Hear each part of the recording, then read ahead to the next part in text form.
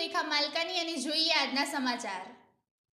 મહીસાગર જિલ્લાના Bakor police station ખાતે નોંધાયેલ ગરફોડ ચોરીના ગુનાના કામે નાસ્તા ફરતા આરોપીને મોડાસાથી મેઘરજ રોડ પર પેલેટ હોટલ નીચે આવેલ દુકાન ખાતેથી ઝડપી પાડતી લોકલ ક્રાઇમ બ્રાન્ચ અરવલ્લી।